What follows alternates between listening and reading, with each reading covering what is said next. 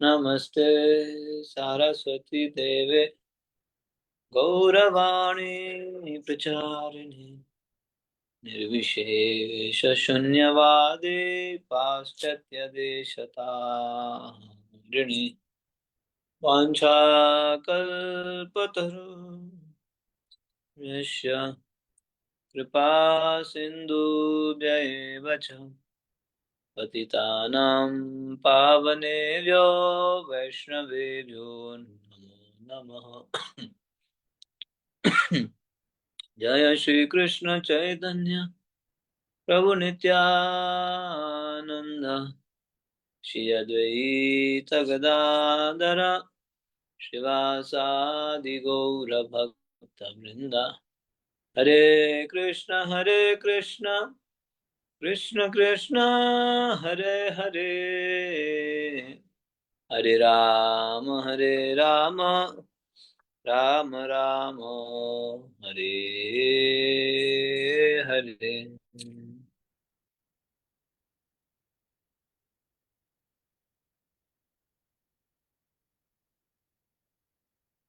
हरे कृष्णा। तो आप सभी वैष्णव भक्तों का हार्दिक स्वागत है इस भक्ति शास्त्री क्लास में। आप सभी लोग समय निकाल के उपस्थित हुए हैं, सभी का धन्यवाद का स्वागत उपस्थित होने के लिए। तो हमारा बस 2 ही क्लास रह गया है, आज और कल, टुडे एंड टुमारो। देन फिर आप देशामृत से अब मुक्त हो जाएंगे, परीक्षा वगैरह देनी होगी आपको। तो मेरे ख्याल में और भी भक्त ज्वाइन कर रहे हैं, तब से हम लोग श्लोक उच्चारण करते हैं।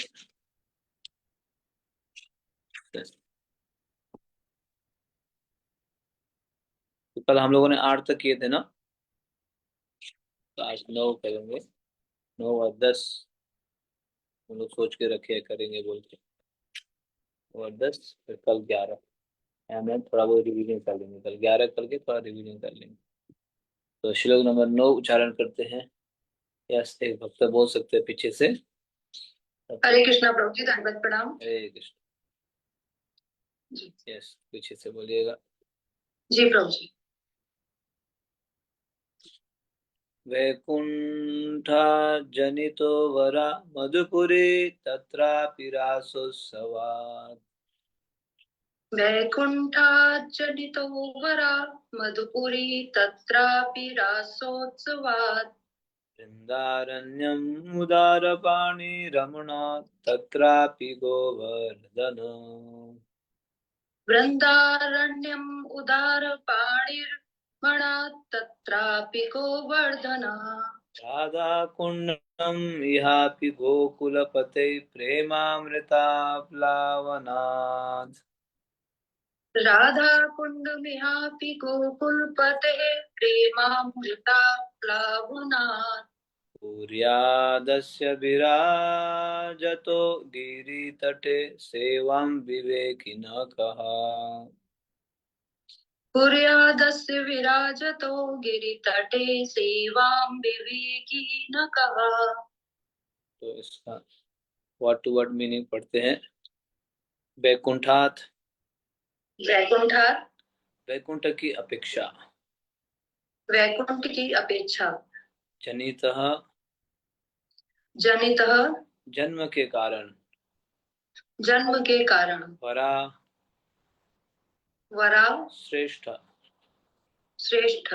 मधुपुरी, मधुपुरी, मथुरा नामक दिव्य नगरी। मथुरा नामक दिव्य नगरी। तत्र अपि, तत्र अपि, उससे भी श्रेष्ठ। उससे भी श्रेष्ठ। रास उत्सवात, रास उत्सवात, रासलीला संपन्न होने के कारण। रासलीला संपन्न होने के कारण। वृंदा अरण्यम, वृंदा अरण्यम, वृंदावन का वन। वृंदावन का वन। उधार पानी, उदार पानी, भगवान श्री कृष्ण के। भगवान श्री कृष्ण के। रमणाथ, रमणात्, विभिन्न प्रकार की प्रेममयी लीलाओं के कारण। विभिन्न प्रकार की प्रेममयी लीलाओं के कारण। तत्र अपि, तत्र अपि, उससे भी श्रेष्ठ। इससे भी श्रेष्ठ। गोवर्धन, गोवर्धनः, गोवर्धन पर्वत।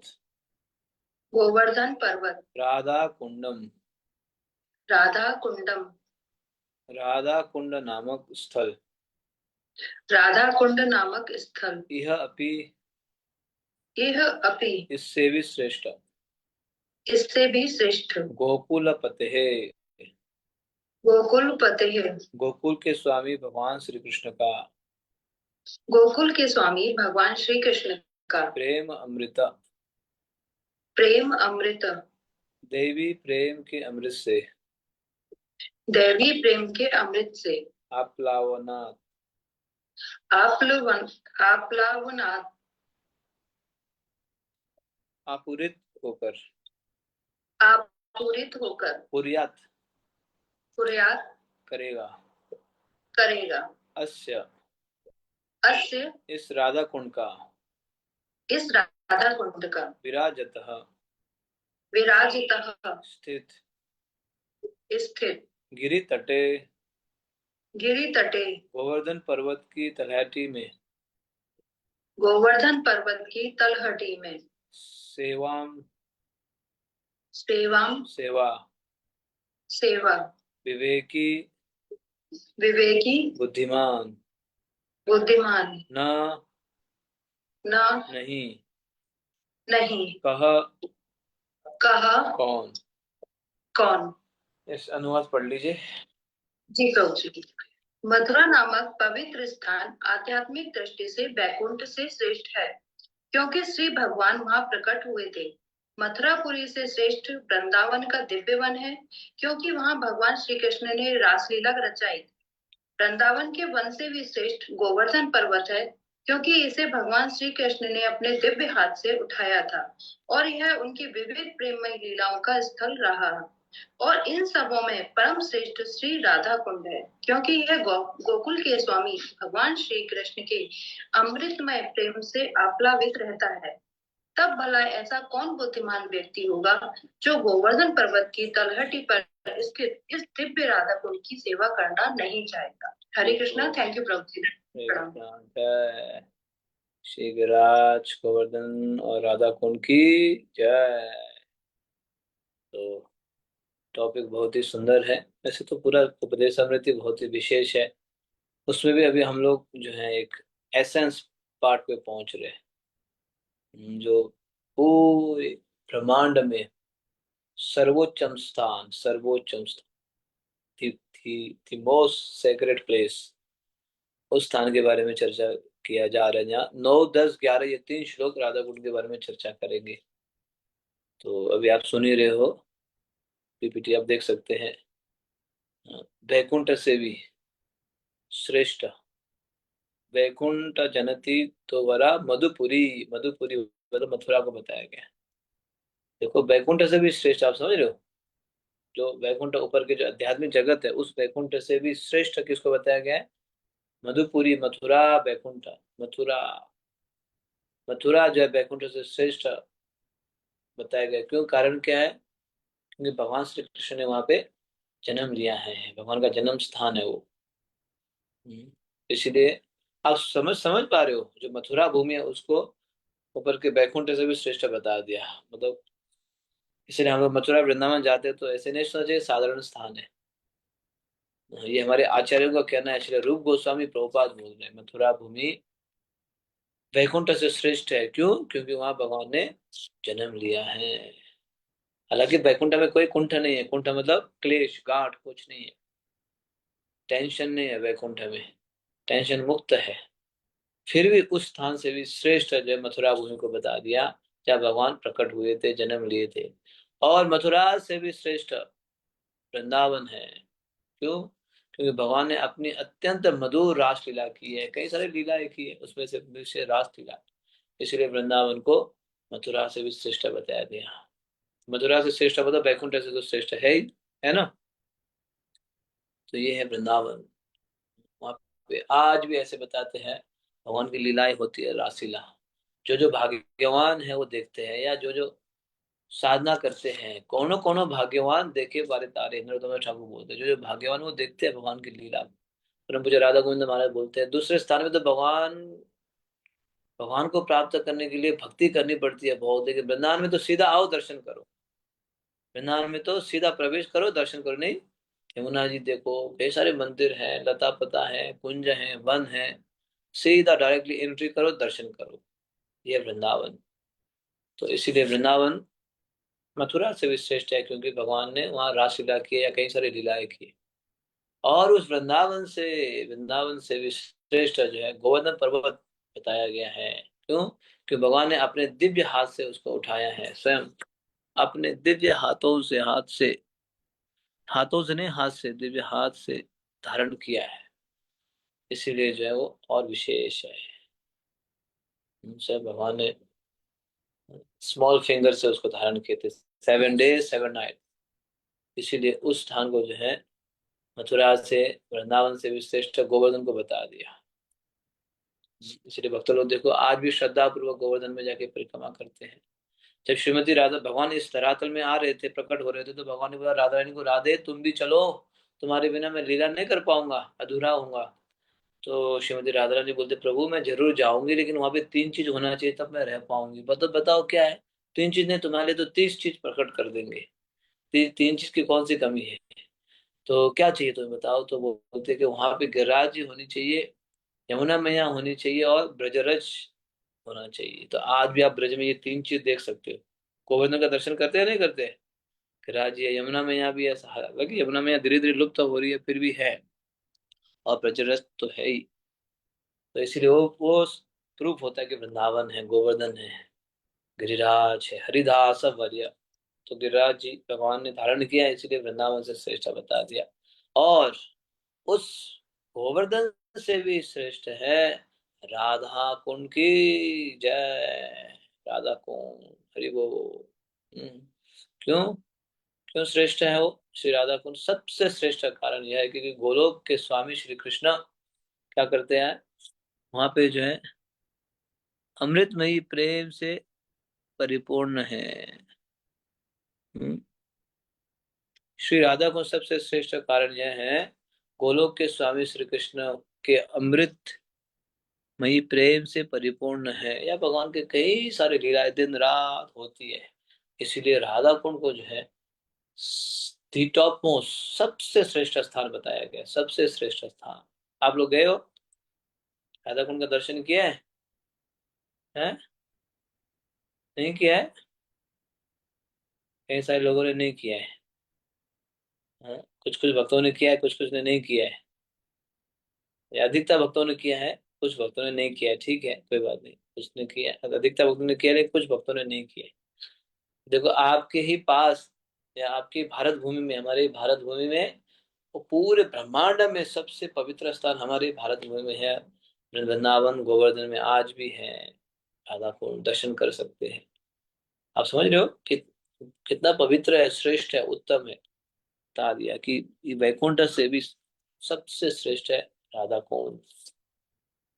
तो उस राधा कुंड के बारे में यहाँ वर्णन करेंगे श्री रूप गोस्वामी। इसलिए बोलते हैं ऐसा कौन सा बुद्धिमान व्यक्ति होगा जो गोवर्धन की तलहटी में स्थित इस दिव्य श्री राधा कुंड की सेवा नहीं करना चाहेगा?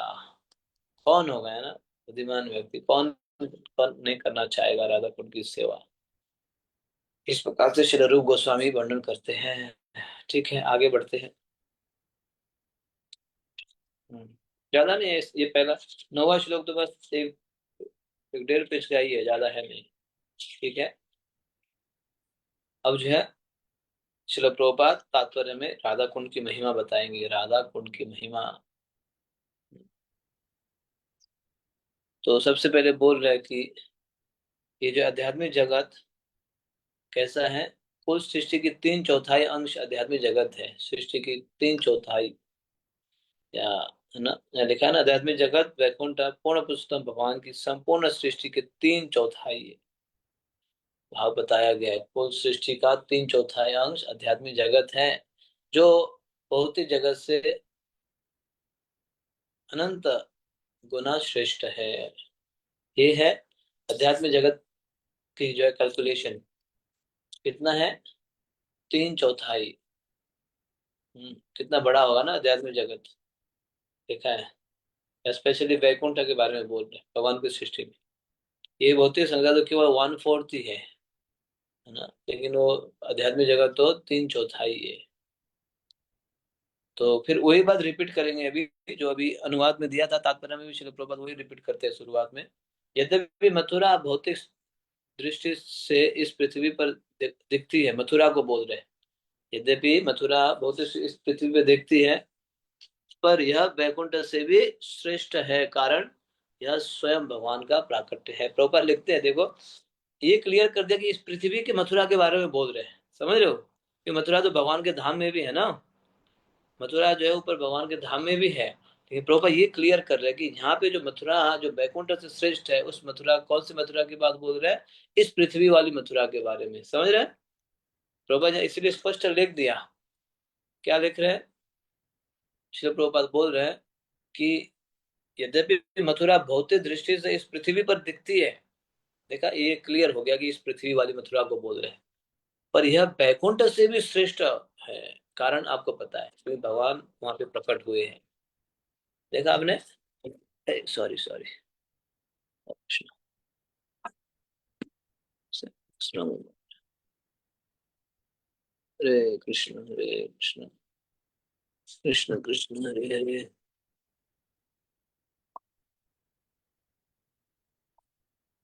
हरे राम हरे Ram, Ram Ram Hare Hare.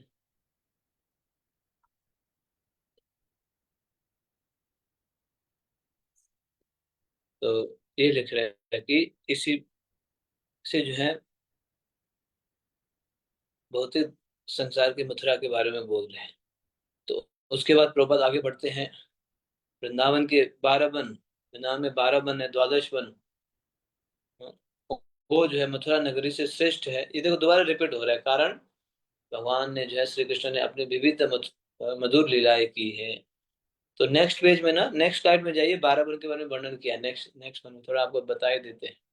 Next slide, 2 minute के लिए जाइए। हाँ, ये वृंदावन के 12 वन, वैसे तो वृंदावन में अनेक वन है, अनेक वन में से ये 12 वन प्रसिद्ध हैं।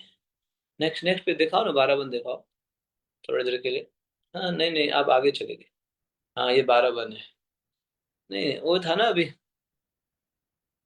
Radha Kund, next page, next next slide. हाँ इसमें रोको रोको। तो ये है वृंदावन के 12 वन, 12 वन, द्वादश मतलब 12। द्वादश कानन, जहाँ सब लीला कोयलो, श्री नंदन ऐसे बताया। द्वादश मतलब 12 वन, तो ये वृंदावन के 12 वन है। देखा, और ऐसे अनेक वन है, उनमें से प्रमुख वन जो है 12 वन है। तो पहले के 7 यमुना के पश्चिमी तट पर है, उसके बाद अंतिम के 5 यमुना के पूर्व तट पे है। जब हम ब्रह्मंड परिक्रमा करते हैं, तो ये पूरे 12 वन की परिक्रमा करते हैं। भक्तों आप सभी की जानकारी के लिए, इस साल जो है परिक्रमा हो रही है कार्तिक में 24 तारीख से, अक्टूबर 24 से 40वीं परिक्रमा है, 40वीं, हरि वो ब्रजमंडल परिक्रमा के। तो कई सारे भक्त आएंगे, मैं यहाँ पे अभी थाईलैंड में ये प्रचार कर रहा हूँ, तो थाईलैंड से भी एक्सपेक्टेड है लगभग 100 से 150 भक्त आएंगे परिक्रमा के लिए। 1 महीना परिक्रमा करेंगे, 1 महीना। हाँ, तो आप लोग भी सोचो, या 1 महीना नहीं हो पाता तो 1 हफ्ता, 10 दिन, 10-10 दिन करके 3 साल करेंगे, ऐसे भी हो सकता है। 1 महीना पूरा कर देंगे तो बड़ा पार, इस साल की परिक्रमा बहुत विशेष होगी, बहुत विशेष, स्पेशल, क्योंकि 40 साल पूरा परिक्रमा की हो गई है। तो महाराज लोग, वरिष्ठ भक्त सभी रहेंगे, तपस्या करेंगे। तो आप भी सोचो, अभी से मन बना लो। तो देखो ये 12 वन है, इन सभी वनों में जाएंगे।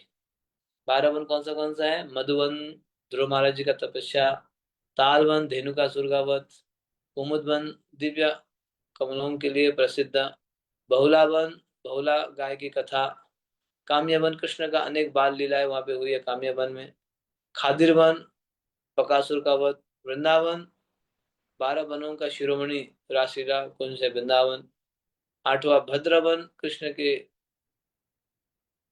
गौ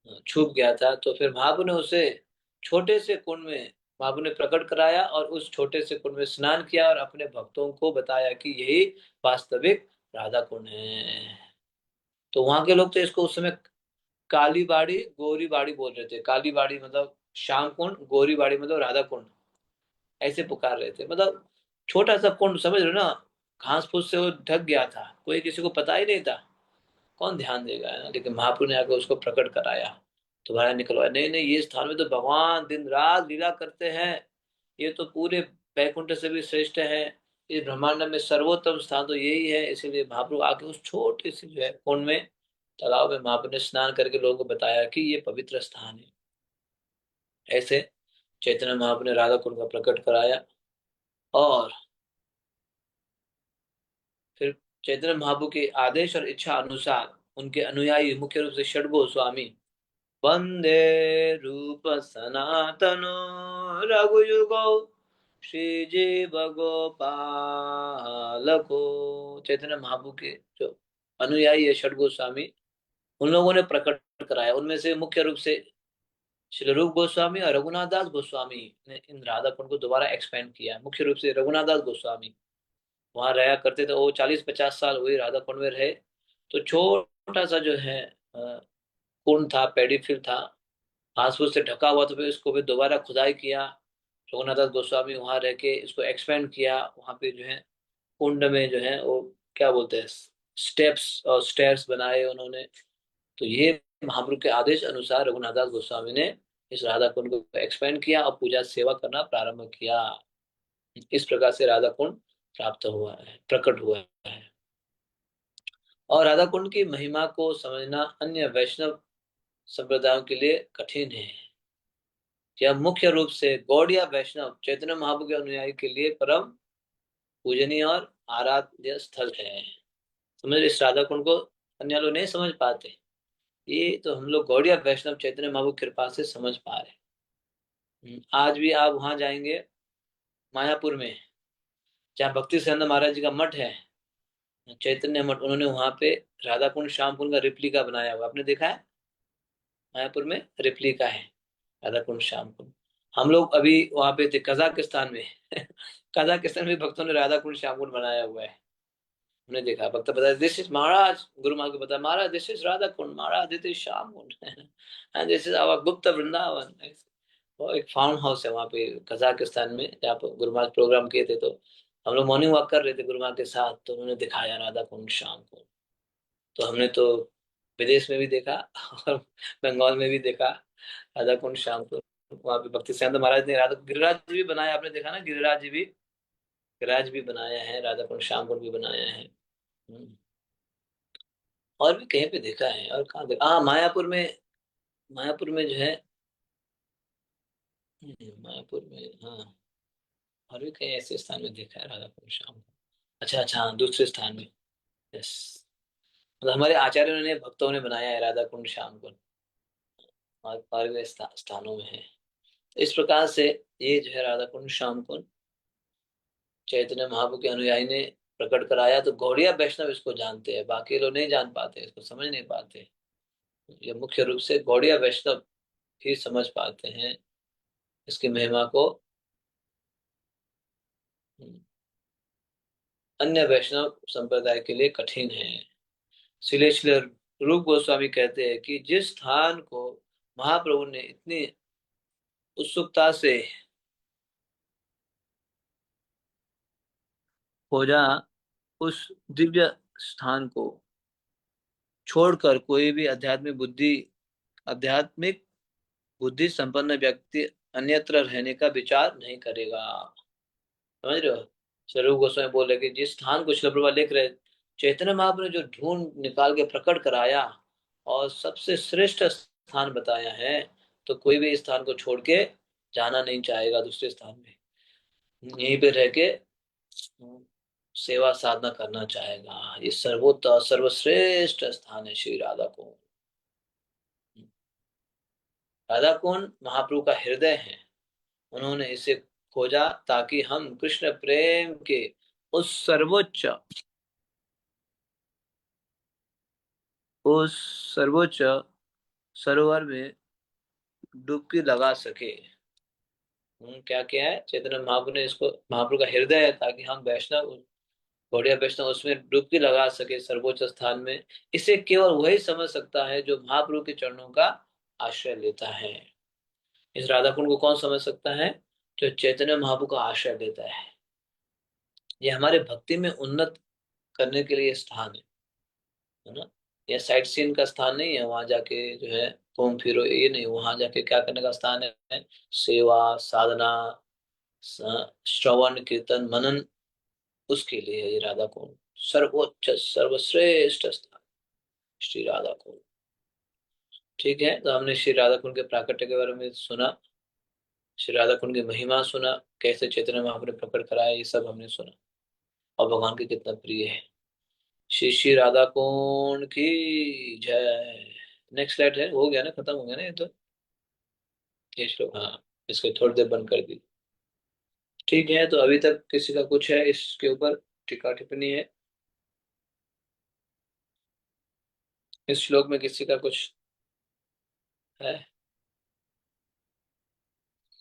यस, प्रसन्न, बलराम प्रभु। हरे कृष्णा प्रभु जी, हरे प्रणाम। कृष्ण, हरे कृष्ण। प्रभु जी, मेरा क्वेश्चन है कि अभी राधा कुंड कितनी महिमा है और महाप्रभु ने ये ढूंढ के निकाला है, तो हम वहाँ पे स्नान कर सकते हैं? हाँ, मुझे पता है ये प्रश्न आएगा, तो हम इसमें अभी चर्चा करेंगे, और 2 श्लोक और है, ये टॉपिक आएगा, ठीक है। इससे प्रभु जी बहुत बड़ा प्रश्न पड़ता बार बार।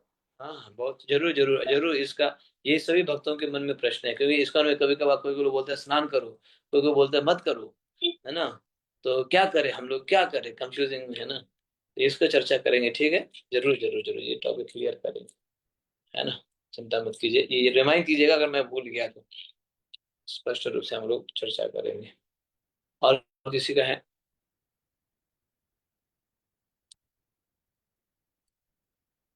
यस माता जी।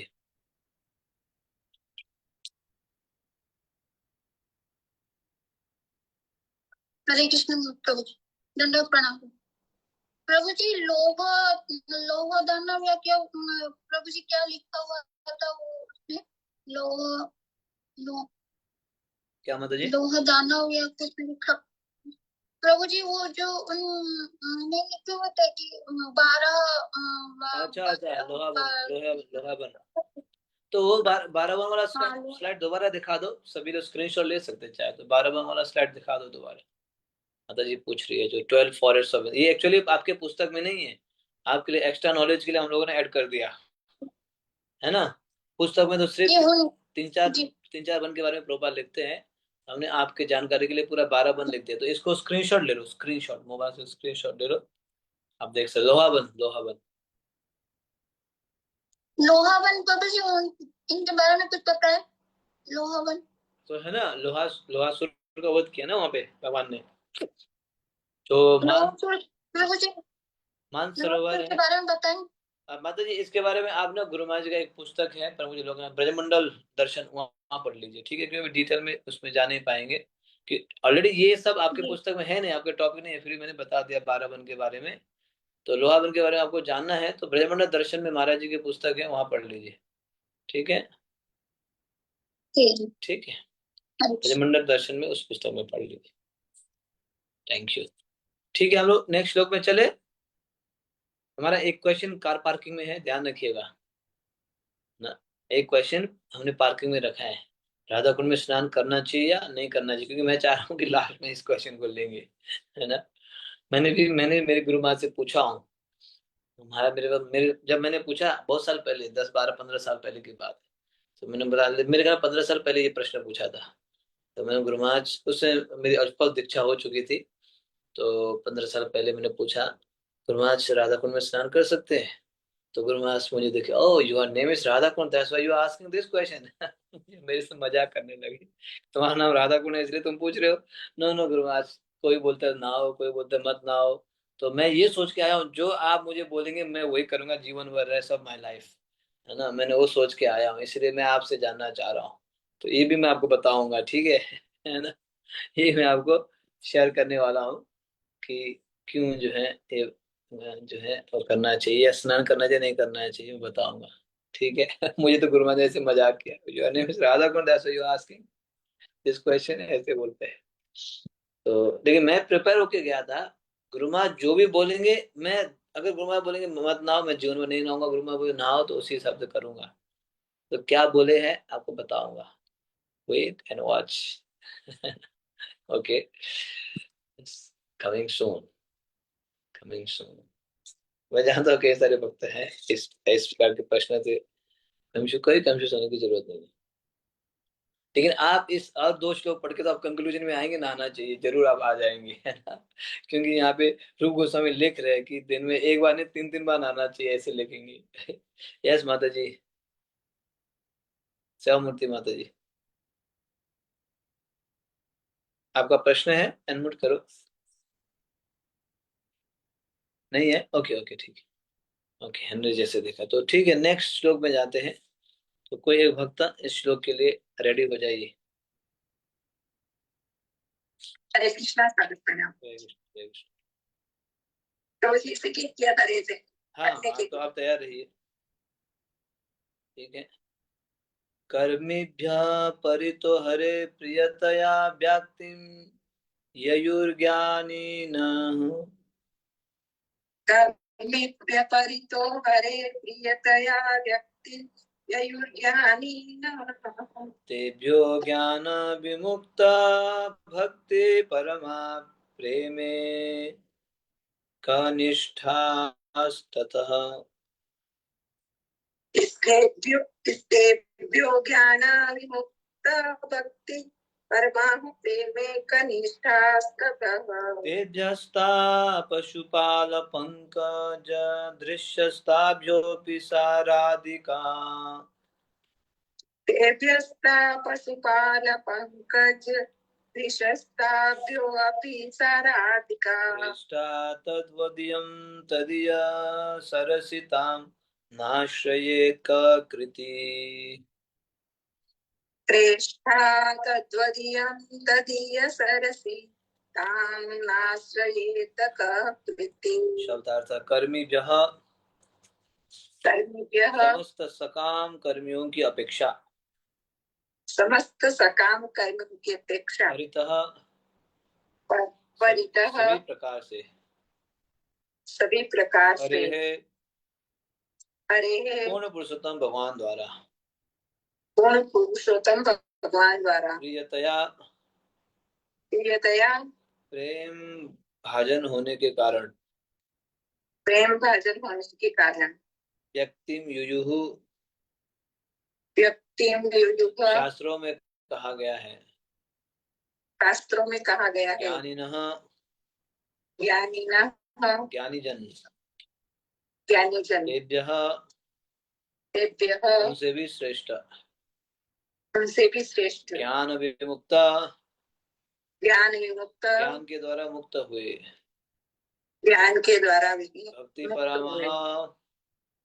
भक्ति परमा, भक्ति में लगे हुए, भक्ति में लगे हुए, प्रेम एकनिष्ठः, प्रेम एक निष्ठा, जिन्होंने ईश्वर का शुद्ध प्रेम प्राप्त कर लिया है, जिन्होंने ईश्वर का शुद्ध प्रेम प्राप्त कर लिया है, ततः उनसे भी श्रेष्ठ, उनसे भी श्रेष्ठ, तेभ्यः, तेभ्यः उनसे भी उच्चतर, उनसे भी उच्चतर, ता ता वे पशुपाल पंकज दृश्य, पशुपाल पंकज दृश्य, गोपिया जो गाय चराने वाले भगवान श्री कृष्ण पर सदैव आश्रित है, गोपियां जो गाय चराने वाले भगवान श्री कृष्ण पर सदैव आश्रित है, ताभ्यः, ताभ्यः उन सब के ऊपर, उन सबसे ऊपर, अपि अपि निश्चय ही, निश्चय ही, सा वह राधिका, राधिका, श्रीमती राधिका, श्रीमती राधिका, श्रेष्ठा, श्रेष्ठा, अत्यंत प्रिय, अत्यंत प्रिय, तद्वत, तद्वत उसी तरह, उसी तरह, इयं यह तदीय सरसी, तदीय सरसी, उनका सरोवर श्री राधा कुंड, उनका सरोवर श्री राधा कुंड, ताम ताम राधा कुंड की, राधा कुंड की, न न नहीं, नहीं, आश्रयेत आश्रयेत शरण लेना चाहेगा, शरण लेना चाहेगा, कह कह कौन, कौन, कृति कृति अत्यंत भाग्यशाली। अत्यंत भाग्यशाली। यस, अनुवाद पढ़ लीजिए। अनुवाद। शास्त्रों का कथन है कि सभी प्रकार के सकाम कर्मियों में परमेश्वर हरि उस पर विशेष कृपा करते हैं जो जीवन के उच्चतर मूल्यों संबंधी ज्ञान में उन्नत होता है। ऐसे ज्ञान में उन्नत अनेक लोग ज्ञानियों में से जो अपने ज्ञान के बल पर व्यावहारिक रूप से मुक्त हो जाता है, वह भक्ति ग्रहण कर सकता है। ऐसा व्यक्ति अन्यों में श्रेष्ठ है, किंतु जिसने भगवान श्री कृष्ण का शुद्ध प्रेम वास्तव में प्राप्त कर लिया है, वह उससे भी श्रेष्ठ है। गोपियां समस्त उच्चतर भक्तों से उत्कृष्ट है, क्योंकि वे दिव्य गोपाल कृष्ण पर सदैव आश्रित रहते हैं। गोपियों में से श्रीमती राधा रानी भगवान श्री कृष्ण को सर्वाधिक प्रिय है। उनका कुंड भगवान श्री कृष्ण को उसी प्रकार अत्यधिक प्रिय है जिस तरह गोपियों में सर्वाधिक प्रिय यह राधा रानी। तो ऐसा कौन होगा जो राधा कुंड में नहीं रहना चाहेगा और उल्लासमय भक्ति भाव, अप्राकृत भाव से पूरित आध्यात्मिक शरीर द्वारा श्री राधा गोविंद के दिव्य युगल जो नित्य ही अपनी अष्टकालीय लीला संपन्न करते हैं, उनकी प्रेममय सेवा करना नहीं चाहेगा। निसंदेह जो लोग राधा कुंड के तट पर भक्ति करते हैं, वे ब्रह्मांड में सर्वाधिक भाग्यशाली व्यक्ति है। हरि बोल। श्री राधा कुंड की जय। देखा, अत्यंत भाग्यशाली कौन है? जो राधा कुंड के तट पे रह के भक्ति करते हैं। यस, स्लाइड में जाइए। अनुवाद को थोड़ा सा अनफोल्ड करते हैं, अनफोल्ड, फोल्ड को अनफोल्ड करते हैं, इसको थोड़ा समझने का प्रयास करते हैं। अनुवाद। तो आपने सुन लिया ना राधा कुंड की महिमा। Next next slide. ये तो श्लोक है। यस, तो ये अनुवाद है। देखो, अनुवाद एक एक करके दिया है, अब देख लीजिएगा। शास्त्रों के अनुसार कृष्ण की कृपा का पात्र बनने का क्रम इस प्रकार से है। कृष्ण की, भगवान श्री कृष्ण की कृपा पात्र, हम कृपा चाहते हैं ना, भगवान की कृपा। भगवान श्री कृष्ण की कृपा का पात्र बनने का क्रम इस प्रकार से है। तो यहाँ बताया गया कर्मी। कर्मी किसको बोलते हैं? वो जो फल की इच्छा से कर्म करते हैं। भक्त लोग भी कर्म करते हैं, लेकिन भक्त लोग इस कर्म के फल को भगवान को अर्पण करते हैं।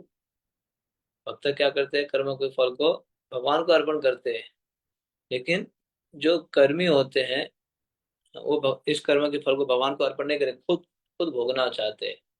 भोक्ता हम ऐसे करते हैं। तो ये कर्मी। ज्ञानी, ज्ञानी जो है कर्मी से श्रेष्ठ है, जो जीवन के उच्च मूल्यों को जानते हैं। थोड़ा बहुत ज्ञान है ना उनके पास, इसलिए कर्मी से श्रेष्ठ। कर्मी तो अंधा है, अंधा अंधे के समान, बस अपने इंद्रिय तृप्ति करो, कमाओ, मौज मस्ती करो, हाँ बस यही सोचता है। लेकिन ज्ञानी उससे श्रेष्ठ है, क्योंकि जो जीवन के उच्च मूल्यों को जानता है।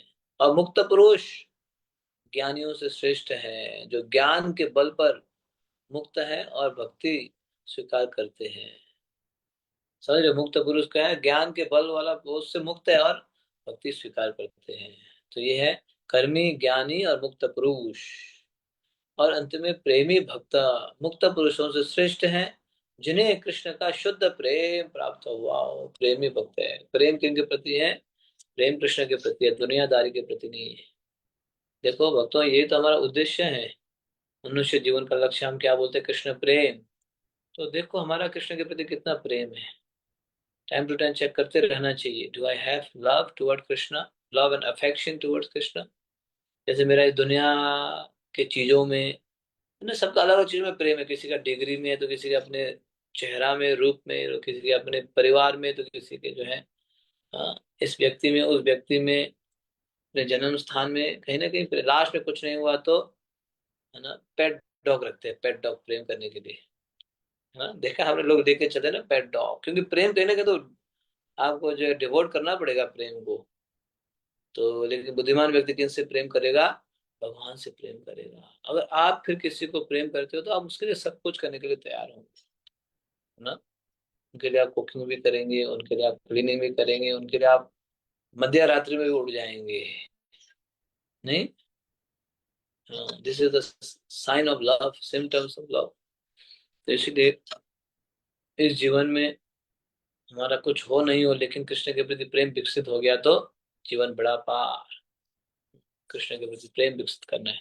तो इसीलिए यहाँ बताया गया है, मुक्त पुरुष से भी श्रेष्ठ है प्रेमी भक्त, और उनमें से भी गोपियां अन्य सभी भक्तों से श्रेष्ठ है जो पूर्णतः कृष्ण पर आश्रित है। ये गोपियां, उनमें से भी, गोपियों में से भी सर्वोत्तम श्रेष्ठ कौन है? श्रीमती राधा रानी की जय।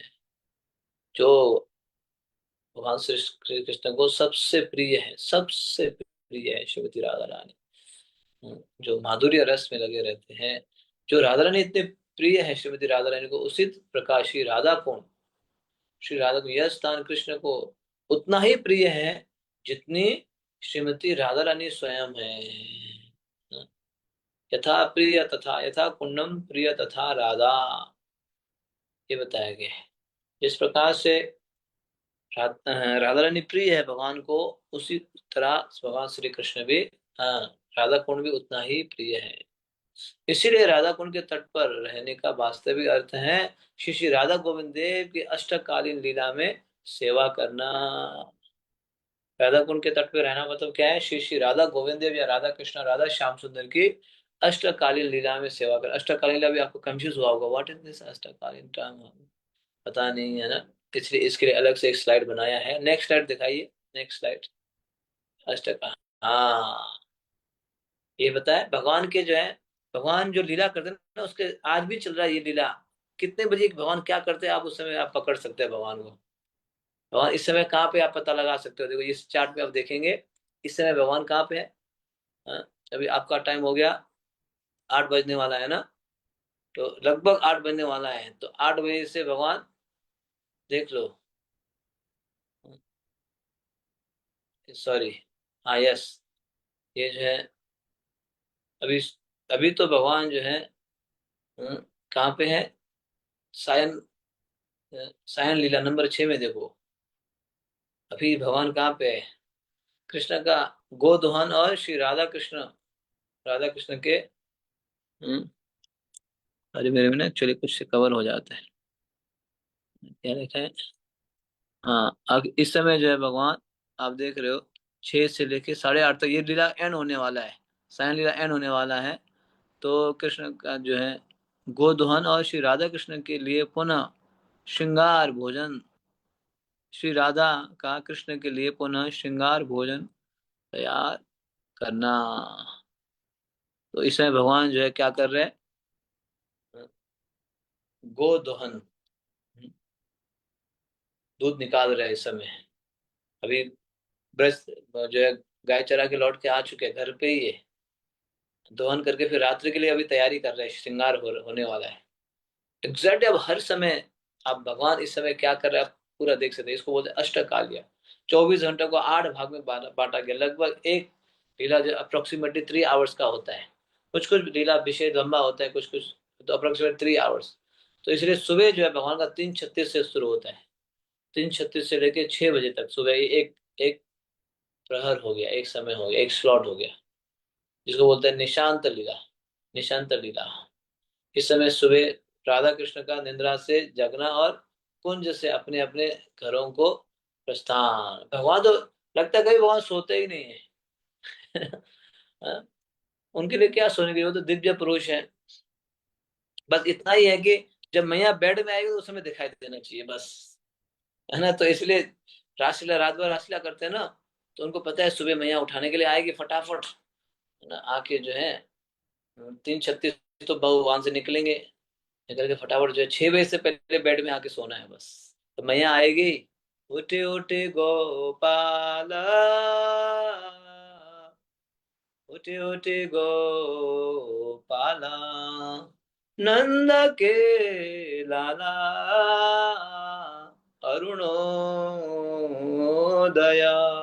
मैया उठाने के लिए आती है ना, उस समय दिखाई देना चाहिए बस। और ऐसे प्रिटेंड करेंगे कि वो डीप स्लीप में है, रात भर सो के रखे हैं, है ना, ऐसे प्रिटेंड करेंगे। नहीं, रात को थे कहाँ, कुंजों में थे, बिहार में थे। कभी कभार तो रात्रि के समय रात करते लेट हो जाते हैं, तो अरे टाइम देखो तो हम लेट हो गया, अब तो मैया बेड में आने वाली, जल्दी से कपड़े पहनो भागो। तो वो जल्दीबाजी में जो है श्रीमती राधानी की जो है वो चुन्नी वगैरह लेके भाग जाते हैं फिर। ये भी पकड़ में आ जाते हैं। और इधर से श्रीमती राधा रानी जो है भगवान की उतरी लेके भाग जाती है ना। इससे ऐसे भी कभी कभी लीला हो जाती है। ये सब दिव्य लीला है, ट्रांसेंडेंटल पास्ट टाइम, प्योर पास्ट टाइम। इन लीलाओं को सुनने से पढ़ने से लोग जो है काम वासना से मुक्त हो जाते हैं। बताओ, ये है भगवान की लीला है ना। तो इसीलिए ऐसे नहीं कि ये स्पेकुलेशन है, देखो भगवान हर समय किस समय क्या पे क्या है ये आप देख सकते हैं। ये अभी हमने श्री कृष्ण स्वरूप चिंतन पढ़े थे, उसमें भी ये लीला वर्णन है।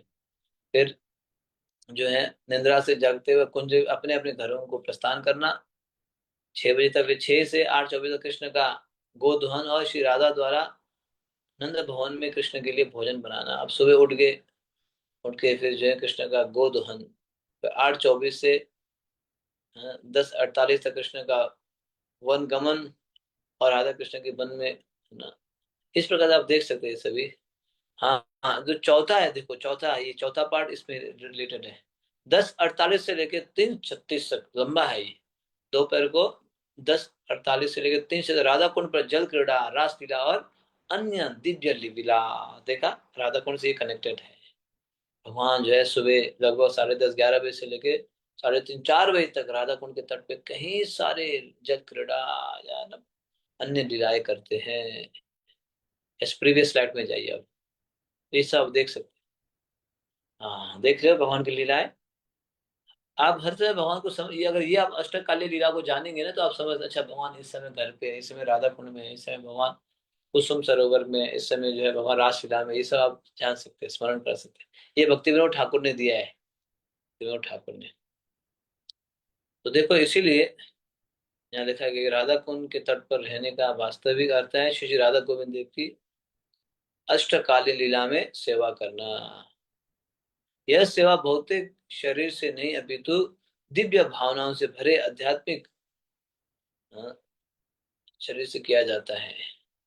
भौतिक शरीर ने आध्यात्मिक भावनाओं से। श्री रूप गोस्वामी, जो लोग राधा कुंड के तट पर भक्ति करते हैं वे पूरे ब्रह्मांड में सबसे भाग्यशाली है। हरि बोल।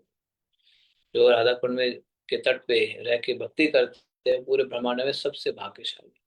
इसलिए जब ब्रजमंडल परिक्रमा करते हैं ना, तो कम से कम वहाँ 2-3 रात सुलाते हैं राधा कुंड के तट पे। इसमें मैंने बताया आपको, इस साल 40 साल पूरा हो रहा है, देश विदेश के भक्त आएंगे, है ना। तो आप लोग भी सोच सकते हैं, 40th एनिवर्सरी ऑफ ब्रजमंडल परिक्रमा। सो मैनी डिवोटी, इस साल तो 3-4 हजार होने की संभावना है। यहाँ मैं प्रचार कर रहा हूँ थाईलैंड में, वहीं से हम वही यही हमने अभियान छड़ा है यहाँ पे। हर जहाँ जहाँ मैं जा रहा हूँ ये प्रचार कर रहा हूँ।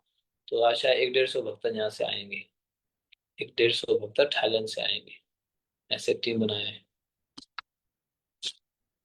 ठीक है, तो ये है कर्मी, ज्ञानी, मुक्त पुरुष, प्रेमी, भक्त, उनमें से श्रेष्ठ गोपिया, उनमें से सर्वश्रेष्ठ श्रीमती राधा रानी।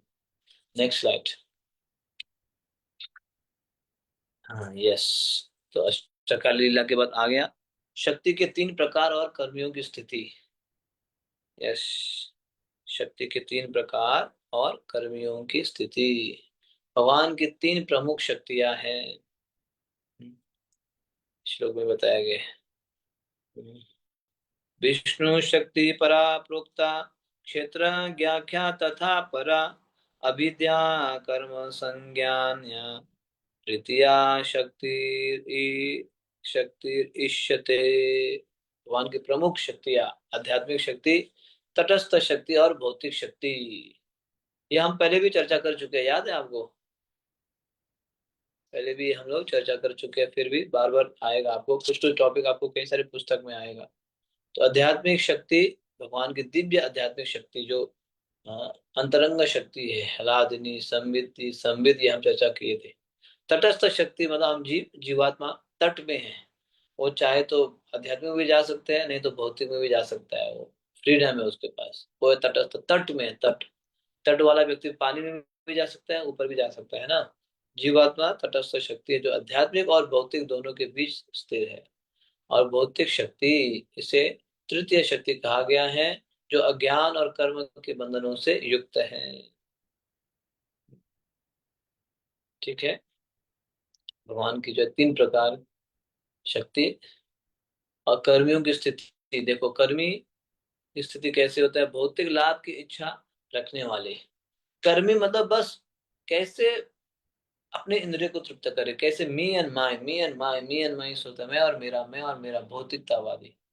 इस भौतिक शक्ति के प्रभाव में जीव कुत्तों और सुअरों की भांति केवल इंद्रिय सुख के लिए कठिन परिश्रम करते हैं। देखा कर्मियों की परिस्थिति क्या है? बहुत बहुत स्ट्रॉन्ग वर्ड लिख रहे हैं। कर्मियां जो है कुत्ते और सुअरों की तरह ना, डॉग एंड हॉग बोलते हैं ना, उनके क्या करते हैं? बस अपने ही इंद्रिय तृप्ति के लिए लगे रहते हैं। यह कर्मियों की स्थिति।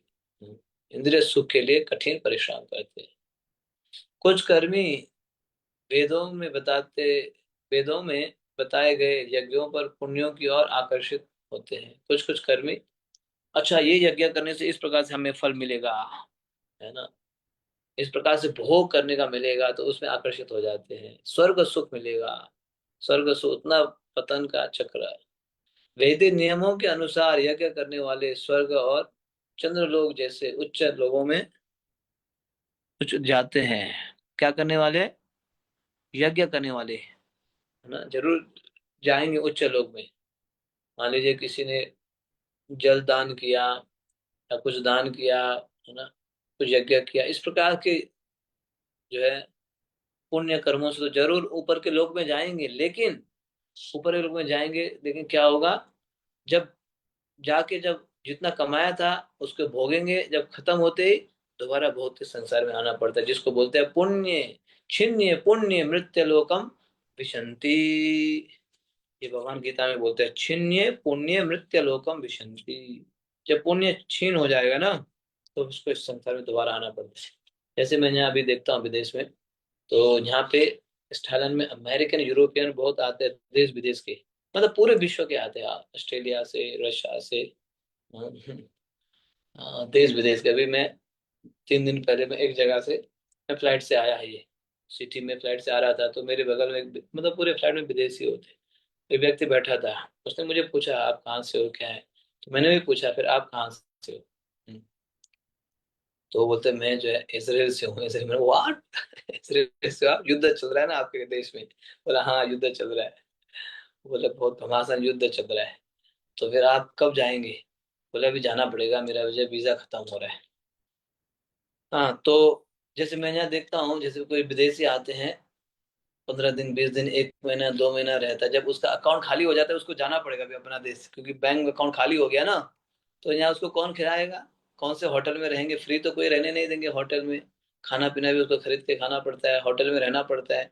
लेकिन अब बैंक अकाउंट खत्म हो गया, अकाउंट में जो है पैसा खत्म हो गया, तो उसको दोबारा अपने कंट्री में जाके पैसा कमाना होगा ना, है ना। उसी तरह हम भी जब पुण्य कार्य करते हैं ना, तो स्वर्ग लोक, इंद्र लोक, ब्रह्म लोक जाएंगे, है ना, ऊपर जाके। लेकिन जब हमने कमाया था इस संसार में पुण्य दान करके, खत्म हो गया, तो दोबारा जाओ, वापिस कमाओ, दोबारा कमाने के लिए जाओ।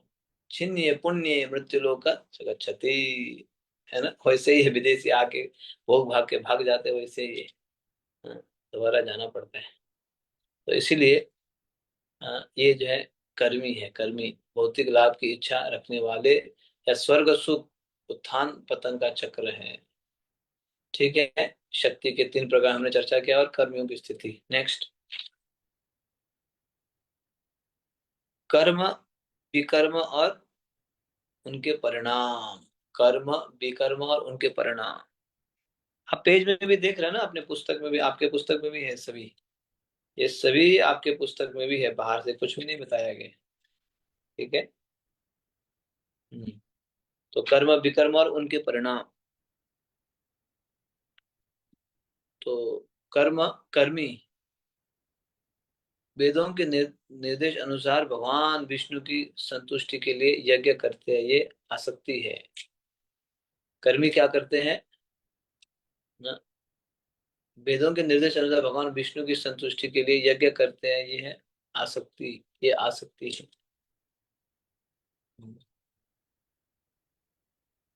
और ये कर्मी वेदों के अनुसार, वेदों के निर्देश अनुसार भगवान विष्णु की संतुष्टि के लिए यज्ञ करते हैं, ये ये आस्तिक, सॉरी आसक्ति नहीं, आस्तिक है, इसलिए मैं बार बार पढ़ रहा हूँ, ये आस्तिक है।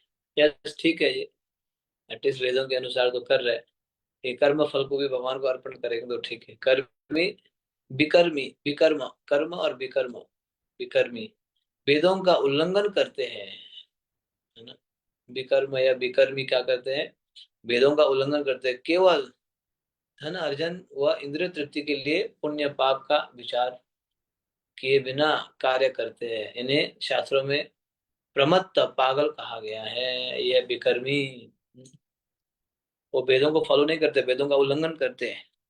कम से कम कर्मी तो कुछ लोग तो करते हैं, वेदों के निर्देश अनुसार भगवान विष्णु की संतुष्टि के लिए यज्ञ करते हैं।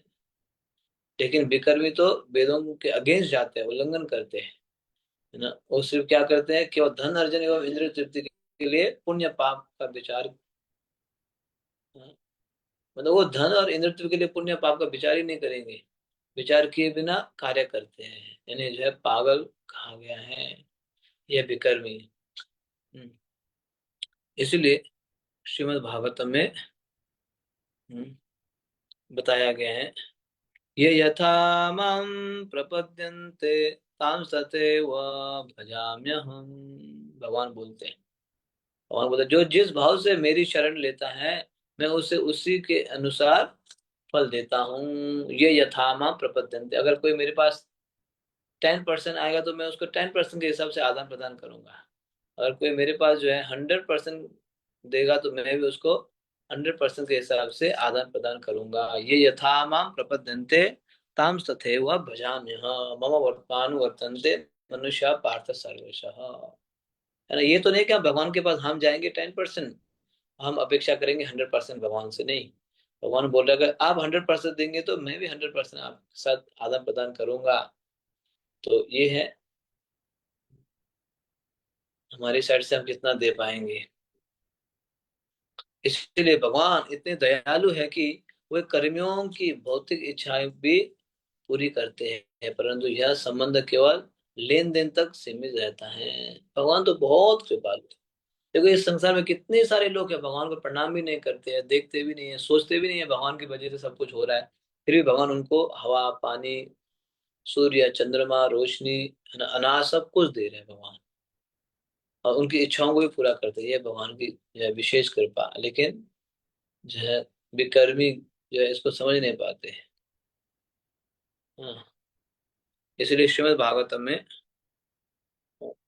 ऋषभ देव के अनुसार, ऋषभ देव लिखते हैं, देखो 5 नूनम प्रमत्ता कुरुते विकर्म यतीन्द्रिया प्रीतया प्रीणोति न साधु मन्ये यतात्मनो असन्नपि क्लेशदासदेह,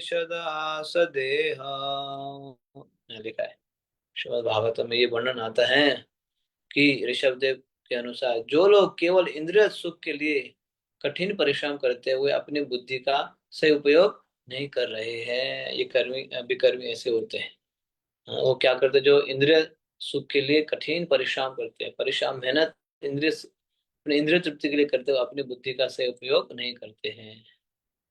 इसीलिए अधम कर्म कुत्तों और सुअरों की तरह केवल स्वाद और मैथुन के लिए जिए जीना, यह है ना, अधम कर्म, लो लो थिंकिंग या लो क्लास वर्क, बहुत ही नीच काम क्या है, कुत्तों और सुअरों की तरह केवल स्वाद और मैथुन के लिए जीना। स्वाद और मैथुन के लिए। हम्म। देखो ये सब कर्मी विकर्मी और उनके परिणाम के बारे में बता रहे हैं। कर्मी विकर्मी और उनके परिणाम। ऐसे कार्यों से क्लेश दुखों से भरा शरीर प्राप्त होता है। जो केवल इंद्रिय तृप्ति के लिए करते हैं या केवल स्वाद और मैथुन के लिए करते हैं, तो ऐसे कार्यों से क्लेश दुख से भरा शरीर प्राप्त होता है, भले ही शरीर अस्थाई हो। हम्म,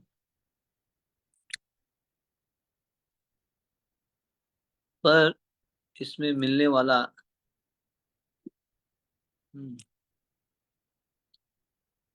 कष्ट वास्तविक होते हैं।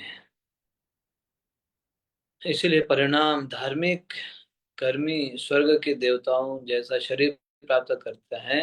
अधार्मिक विकर्मी जो है पौधों की योनियों में गिर जाते हैं। दोनों ही स्थितियों में जीव जन्म मृत्यु के चक्र में घूमता रहता है। यह है कर्मी और विकर्मी के बारे में।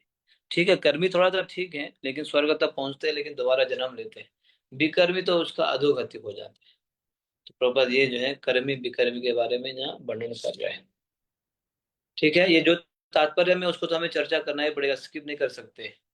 आप बोलेंगे प्रभु जी राधा कुंड के बारे में चर्चा हो रहा था, है ना, और जो है गोवर्धन से श्रेष्ठ वृंदावन, ये सब से कहाँ से ये सब कर्मी विकर्मी आ गया है, इंद्रिय तृप्ति आ गया है। ये सब देखो प्रभुपाद जो वर्णन करेंगे उसको तो हम स्किप नहीं कर सकते, है ना। है ना। प्रभुपाद को सोच समझ के वर्णन कर रहे हैं। तो राधा कुंड में रहने के लिए तो क्वालिफिकेशन चाहिए ना, इसके बारे में वर्णन कर रहे हैं। कौन सी इच्छाओं से वासनाओं से मुक्त होना चाहिए। यस। Next slide. हम्म। भौतिकवाद सफलता नहीं पराजय। भौतिक भौतिकवाद सफलता नहीं पराजय, हार जाते हैं उनका। भौतिकवादी का हमेशा क्या रहता है, हार रहता है। पता नहीं आप आपके पेज में भी देख रहे होंगे। ये जो आपके पेज में 81 में, मेरे पेज में तो 81 में है। आपका पता नहीं कौन सा है, देख लीजिएगा। मेरे में तो 81 है। तो भौतिकतावाद जो मेटेरियलिस्टिक है, ये सक्सेस नहीं है, ये तो हार है, हार पराजय। तो प्रभा लिखते हैं यहाँ पे, मानव जीवन का वास्तविक उद्देश्य भौतिक अस्तित्व के साथ आने वाले त्रिताप दुखों से मुक्ति। यह है मनुष्य जीवन का वास्तविक उद्देश्य। त्रिताप है ना, त्रिताप आदि दैविक आदि भौतिक आध्यात्मिक क्लेश, है ना। जो क्लेश खुद के शरीर से आता है, जो क्लेश नेचुरल डिजास्टर, सुनामी आ गया, अर्थक्वेक आ गया, उस क्लेश, जो क्लेश आसपास के जीव हमें पहुंचाते हैं, इसको बोलते हैं तीन ताप, तीन क्लेश। तो भौतिक संसार का जो असली, हाँ, मानव जीवन का वास्तविक उद्देश्य क्या है, इन क्लेश से मुक्त होना है। क्लेश तीन ताप प्लस जन्म मृत्यु जरा व्याधि, तो टोटल 7 क्लेश है। यह है मानव जीवन का वास्तविक उद्देश्य। त्रिताप से दुख से मुक्त होना। भौतिकतावादी लोग सुख के लिए योजनाएं बनाते हैं, यह भूल करके उनका जीवन सीमित है। भौतिकतावादी लोग सुख के लिए योजना बनाते हैं। समझ रहे हो। जो भौतिकतावादी, जो भक्त नहीं अभक्त लोग सुख के लिए योजना तो बनाते हैं, कि यह भूल करके उनका जीवन सीमित है। ये तो भूल जाते हैं कि उनका जीवन लिमिटेड है, बोल के भूल जाते हैं, इसलिए सुख के लिए प्रयास करते हैं। इसलिए क्या क्या करते हैं, वो लोग जो ऊंची, बहुत ही ऊंची टॉल स्काई स्क्रैपर बिल्डिंग, इमारतें, बड़ी कारें और सम्मानित पद प्राप्त करने का करना सफलता मान जाते हैं। है ना। उनकी सफलता क्या है, ये सोचते हैं कि हमारे पास बहुत ऊंची ऊंची घर है, बड़ी गाड़ी है, या पद आदि है, लोग हमें सम्मान कर रहे हैं, यही हमारे जीवन का सफलता मानते हैं। ये है भौतिकतावादी लोग। शास्त्र इसे अविद्या कहते हैं, क्योंकि यह हमें हमारे अगले जन्म के खतरे के प्रति अंधा कर देता है। इस प्रकार के लोगों को शास्त्र क्या बोलते हैं, अविद्या, इग्नोरेंस बोलते हैं। तो ये अगले जीवन के लिए हमारे लिए खतरा है, ना रिस्क है। ठीक है, पिछले जन्म में जो कम से कम थोड़ा अच्छा करके आया, तो इस जन्म में उसका फल भोग रहे हैं। लेकिन ये जन्म जो है अगले जन्म की तैयारी के लिए, ये जन्म जो अभी हमारा चल रहा है, ये क्या है, ये अगले जन्म की तैयारी के लिए है। इसलिए ये अविद्या माना गया है। इसलिए यहाँ पे लिखते हैं पराभाव श्रीमद् भागवतम में 5.5.5 पराभावस्तात् अबोध जातः पराभावस्ता अबोध जातो यावन्त जिज्ञासत आत्मतत्त्वम् यावत् क्रियास्ता वदिदं मनोवे कर्मात्मकम येन शरीर बंधा। जब तक मनुष्य आत्मा तत्व की जिज्ञासा नहीं करता, सेल्फ रियलाइजेशन आत्मा तत्व का जिज्ञासा नहीं करता, तब तक तब तक उसकी सभी गतिविधियां पराभव हार है, हार। देखा, इसी को बोलते हैं पराजय। सफलता नहीं, पराजय। भौतिकतावादी यही पराजय। वो तो सोचते हैं हमने बहुत बड़ी ऊंची बिल्डिंग बना दी, है ना, बहुत बड़ी कार प्राप्त की या पद आदि, तो ये सक्सेस सोचते हैं। लेकिन शास्त्र का कहना है जब तक मनुष्य आत्मा तत्व की जिज्ञासा नहीं करता, तब तक ये उसके जीवन के लिए सारी गतिविधियां पराजय, लॉस्ट, हार है। इसलिए आत्मा तत्व के बारे में समझना है।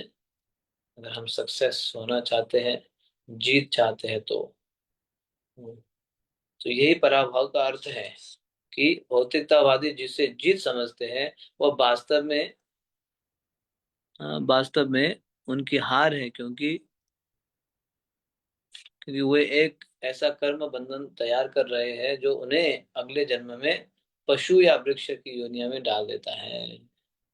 यह पराभव का अर्थ। जो भौतिक संसार के लोग सोचते हैं ये सक्सेस है, लेकिन सक्सेस नहीं है ना। ये जो है, अगर क्योंकि सक्सेस ये है कि नेक्स्ट लाइफ के लिए अगर आपने तैयारी किया तो उसको बोलते हैं सक्सेस। नेक्स्ट अगले जन्म के लिए तो कुछ भी तैयारी नहीं किया, तो वो सक्सेस कैसे हो सकता है। प्रभुपाद ऐसे लिखा है। प्रभुपाद देखो, राधा कुंड की चर्चा में भी सारी सिद्धांत दे रहे हैं। अब देखो, प्रभुपाद जी की यही विशेषता है। यहाँ राधा कुंड के बारे में आया तो बस उसके बारे में लिखते रहो, नहीं, प्रभुपाद जी तात्पर्य में देखो पूरे सिद्धांत दे रहे हैं, है ना, फिलोसफी दे रहे हैं। लास्ट श्लोक में बताएंगे थोड़ा ऐसे। श्लोक नंबर 9 में भी थोड़ा बता चुके हैं, तो लास्ट श्लोक में थोड़ा और बताएंगे। लेकिन अभी तो पूरा सिद्धांत प्रकट कर रहे हैं। यह है पराभव का अर्थ। तो देखो, टॉपिक देख लो, आप हेडिंग देखेंगे ना, भौतिकतावाद, सफलता नहीं पराजय, इससे भी आप समझ जाएंगे कि जो भौतिकतावाद जो हम सोचते हैं सक्सेस है, लेकिन सक्सेस नहीं है, सफलता नहीं है, ये तो लॉस्ट है, पराजय, हार है, हार। जब तक मनुष्य आत्मा तत्व की जिज्ञासा नहीं करता, तब तक उसको हारी माना जाएगा। ठीक है, नेक्स्ट स्लाइड। यस, आत्मा तत्व, आत्मा का विज्ञान। हम्म, आत्मा तत्व, आत्मा का विज्ञान। यस। हरे कृष्ण कृष्ण कृष्ण हरे हरे, हरे हरे राम, राम राम, हरे हरे।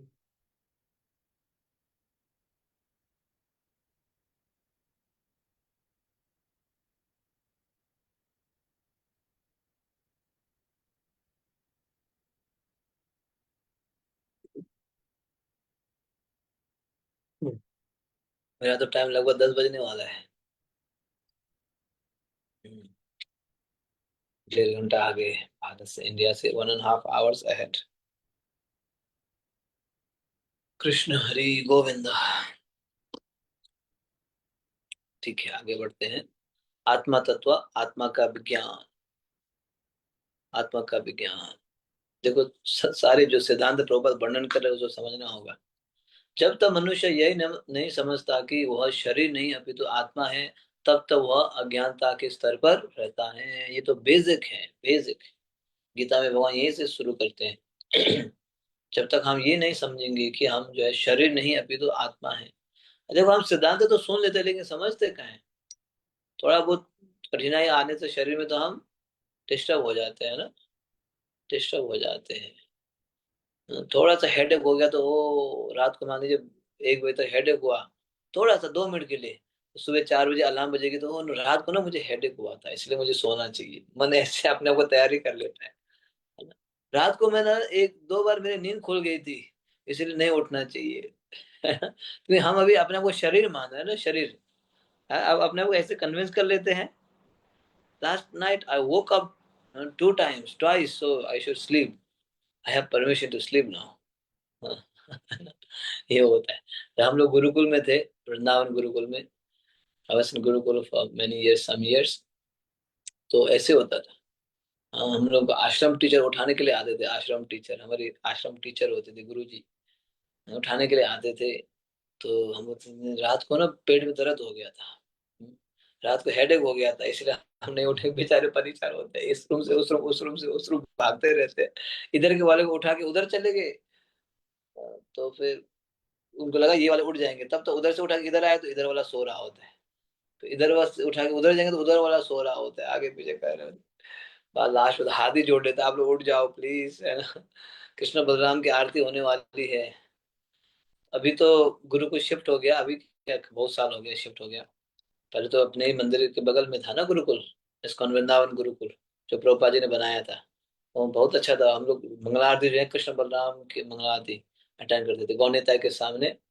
यहाँ बड़े बच्चों के लिए जो है कहीं भी जा सकते, लेकिन एक हमें क्लास क्लास 1 से लेके 6 तक या तो गौनीताई के सामने रहना पड़ता था। आई डोंट रिमेम्बर एग्जैक्टली, पीले वाले, है ना। तो विंटर में भी जाते थे, तो ऐसे बहाना बनाते थे। मैं ये पॉइंट बता रहा था, बहाना, है ना। तो यही है देखो, क्योंकि हम अपने आप को आत्मा बोल के नहीं जानते, शरीर समझते हैं, तो तब तक वह अज्ञानता का स्तर पर रहता है।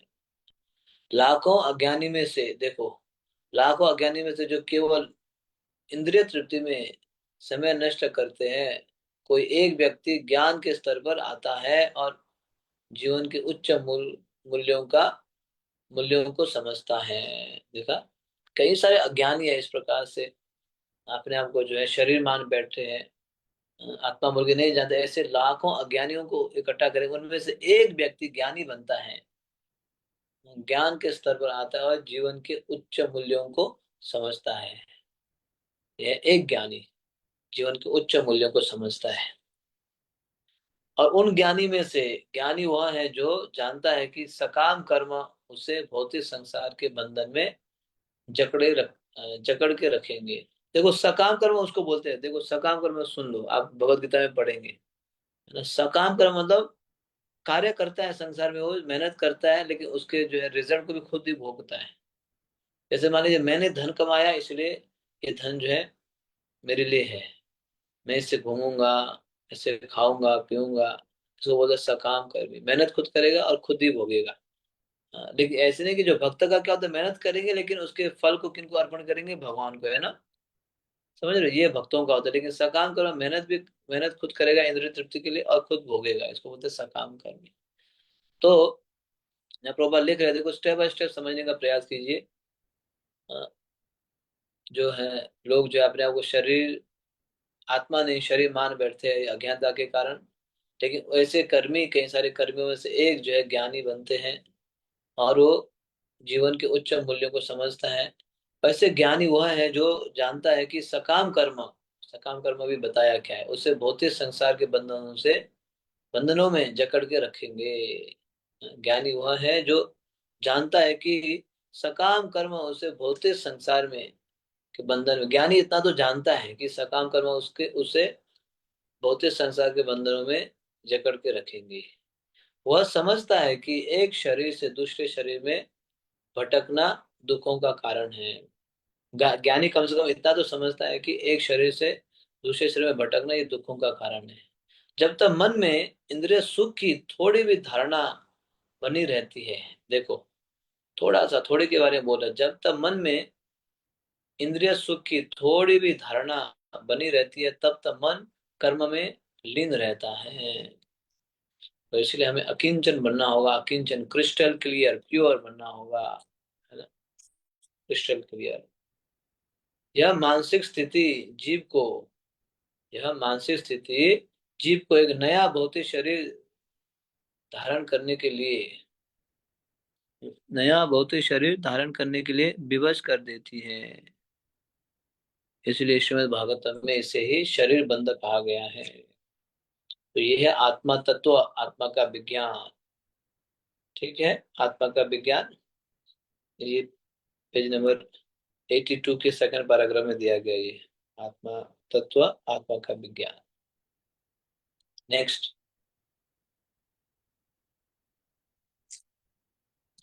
बस दो तीन तीन चार स्लाइड और है, उसके बाद ये श्लोक भी हो जाएगा। ज्ञान की शुद्धि, ज्ञान की अशुद्धि।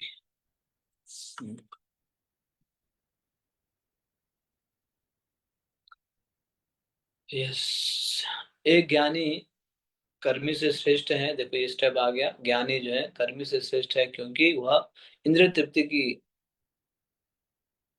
अंधी गतिविधियों में संलग्न होने से बच जाता है। अभी भी हमने पढ़ा ना, ज्ञानी कर्मी से श्रेष्ठ ज्ञानी है।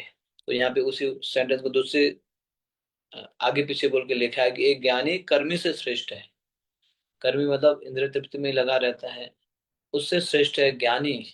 क्योंकि ज्ञानी इतना तो समझता है कि अंधी गंदी गतिविधियों में संलग्न होने से वो बचता है।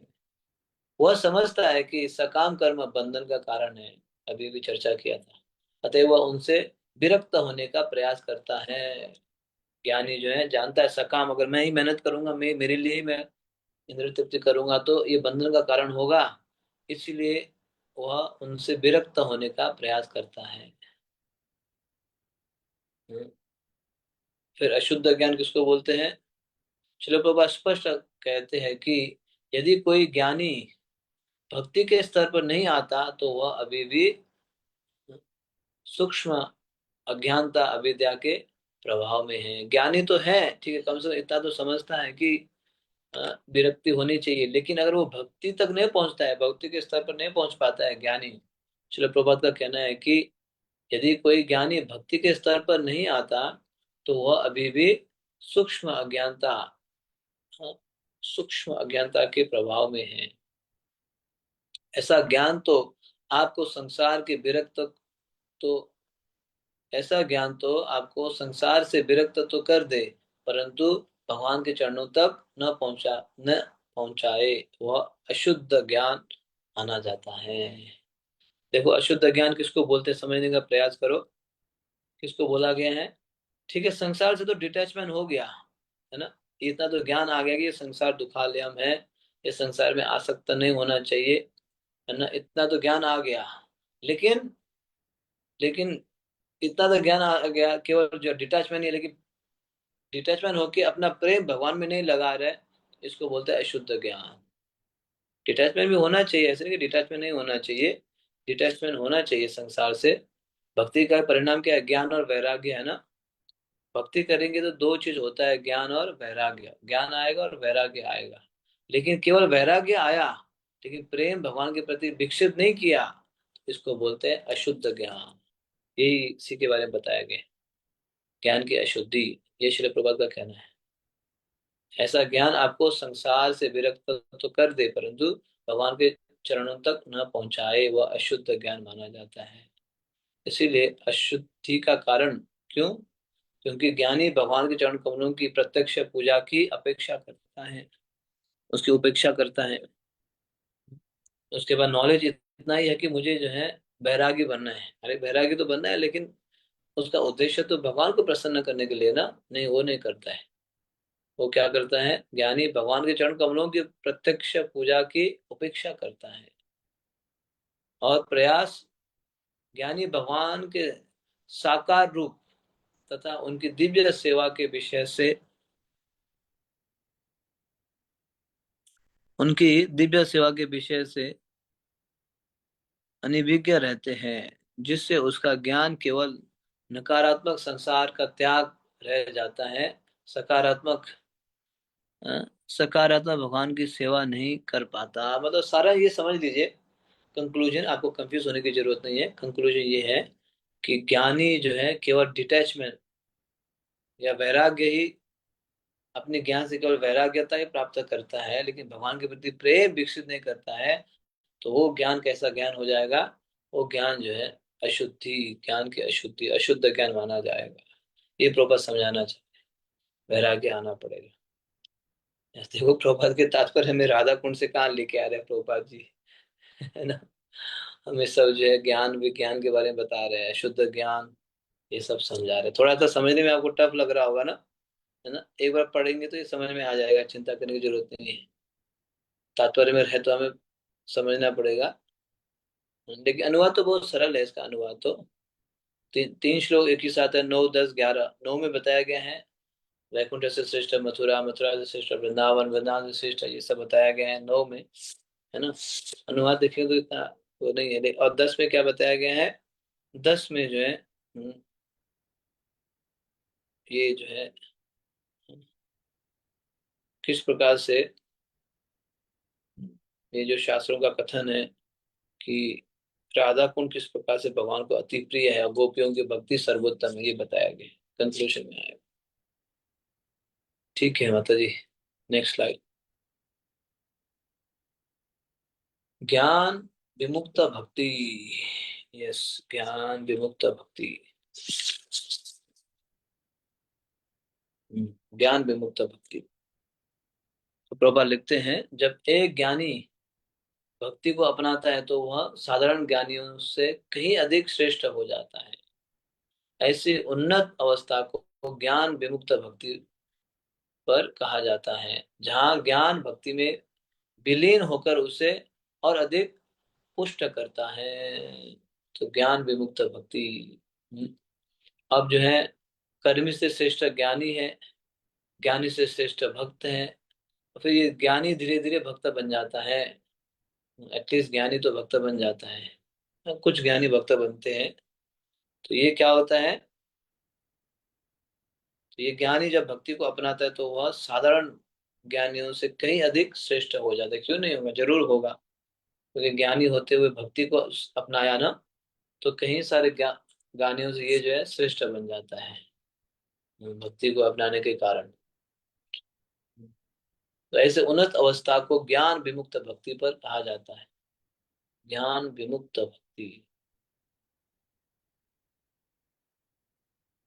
और फिर धीरे धीरे परिपक्व अवस्था, परिपक्व अवस्था में पहुंचता है। तो भगवान प्रभुपाद यहाँ भगवत गीता को कोट कर रहे हैं, बहुनाम जन्म नाम अंते ज्ञानवान मां प्रपद्यते वासुदेवं सर्वमिति स महात्मा सुदुर्लभः।